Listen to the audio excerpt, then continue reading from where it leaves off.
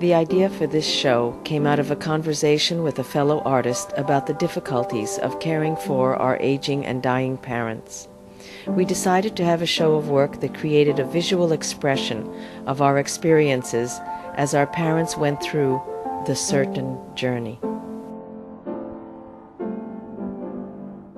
I am a child of Holocaust survivors. I was born in a displaced persons camp in Salzburg, Austria in 1947. In response to the deaths of both of my parents in 2003, I created this work, a multimedia installation titled Curtains.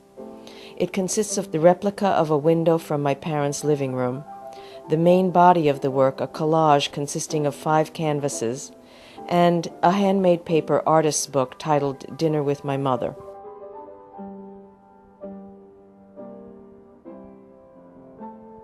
This installation is an attempt to liberate and bring to life some of the many papers, documents, knickknacks, notions, clothes that my parents saved and left behind.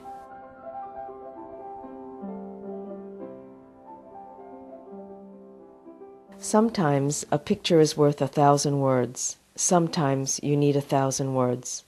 What they saw and what they lived through, what they had and what they lost was never spoken of.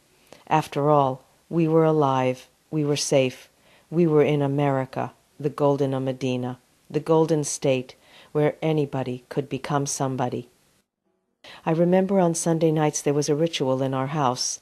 That was the night You Are There with Walter Cronkite was on television. Graphic World War II footage.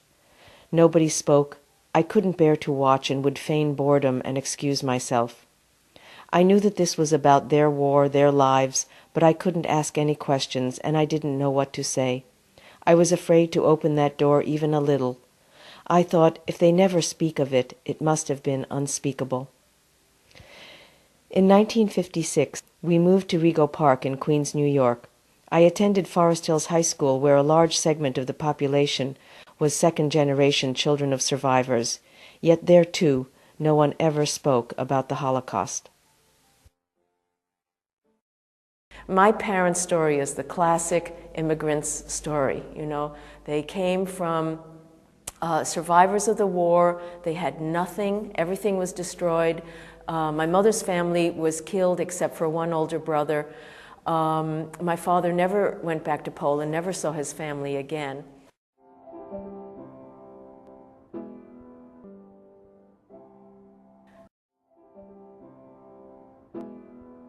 The title of the whole piece is called Curtains, and the idea stemmed from using the curtains from my parents' living room in the show, the idea of looking into their lives, seeing a fragment of their lives, and also because Curtains is the end of the show. It's over. On this side of the window, as you come into the gallery, you can see my writing.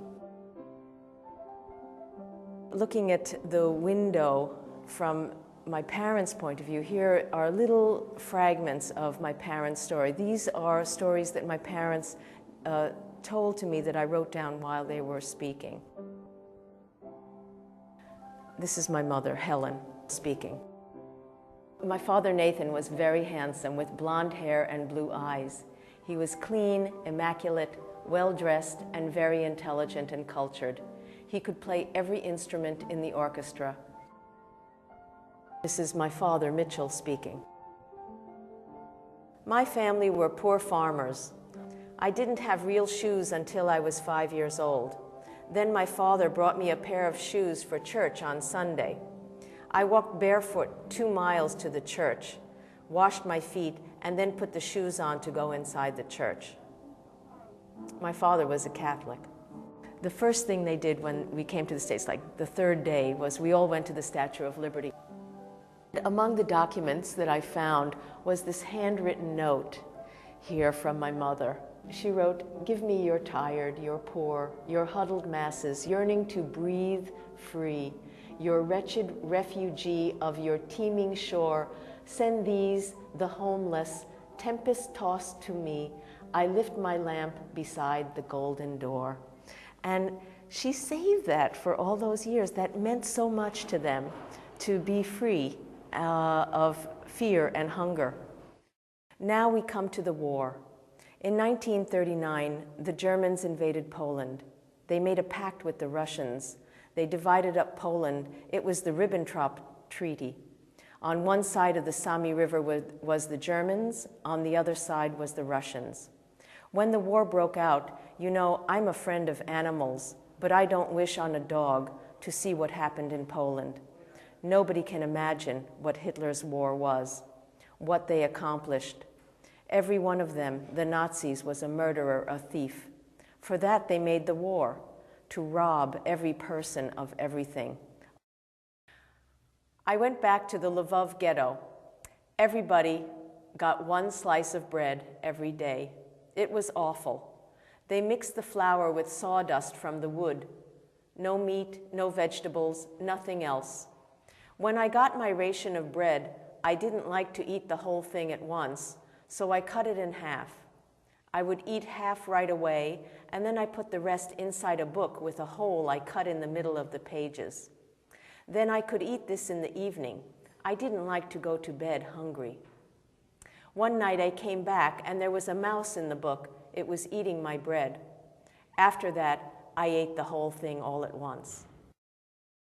This is my mother talking about my father.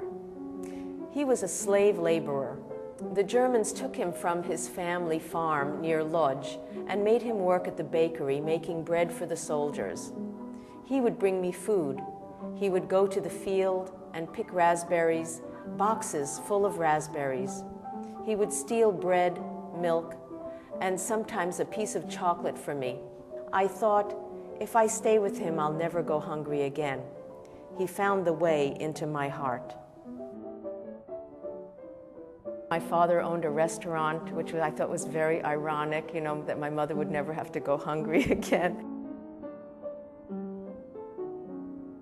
Because of the war and the starvation, after the war she had a metabolism problem and became diabetic. And in these papers I found old newspapers with how to stay thin, fat girl's diet, and right along with those were recipes for Polish coffee cakes and strawberry shortcake. And you know, you could just see in these papers the tension, the struggle that she lived with all of her life with her diet and her food, and how she was always hungry. Although she was quite overweight, she favored very loud patterns and big florals and pop art, and this was one of her favorite shifts here, this orange and yellow shift. This was my father's favorite undershirt. You can see the holes worn in it, and he, you know, would patch it and continue to wear it, and that's up here.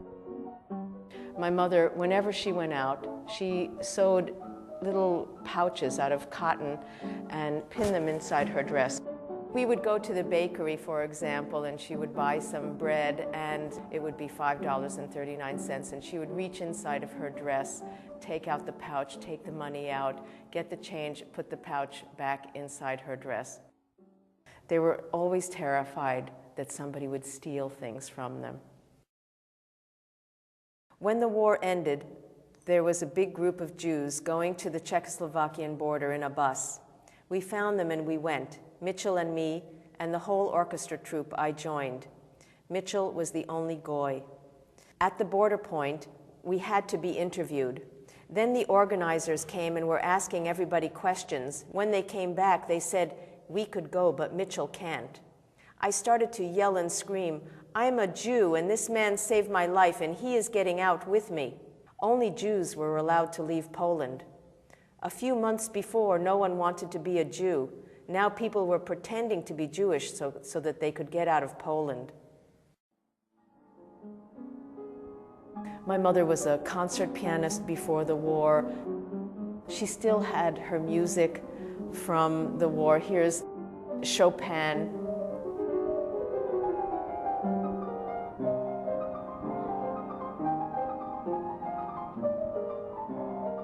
There was also the great intellectual disparity between my parents. The kind of sophisticated Jewish intellectual concert pianist marries the much younger Polish farm boy.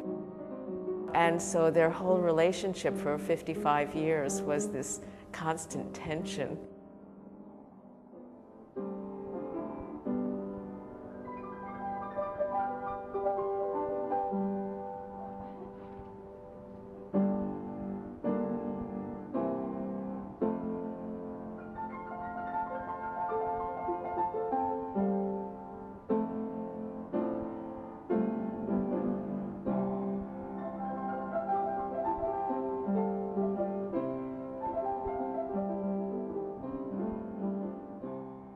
Here in particular is a negative of my father's family. Father had taken the picture out and outlined all the figures with a magic marker.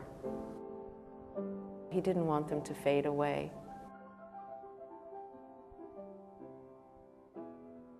About a month before my mother's one-year anniversary of her death, I received a package from my father's relatives in Poland. I open it up and it's a bag of Polish dirt. I put the Polish dirt down on here mixed with ashes and charcoal, and then around the edges it's surrounded with all of the Polish stamps. So they came from Poland and they died in Queens, New York. When I went to Queens, I got a bag of Queens dirt, and I put the Queens dirt up here and painted the edges of this gold because the streets were supposed to be paved with gold.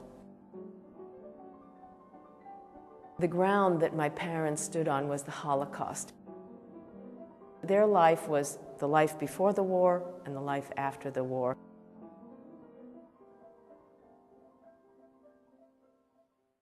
This is one of the sacred prayers Jews recite on Yom Kippur, the Day of Atonement. All of humanity is founded on dust. Of dust they are made, and to dust they return. As long as they live, they strive for their bread. Like vessels of clay they can break. Like grass they can wither. Like flowers they fade. Like shadows they pass. Like clouds they are emptied. Like the wind their strength is exhausted. Like dust they are scattered, like a dream they shall vanish from sight.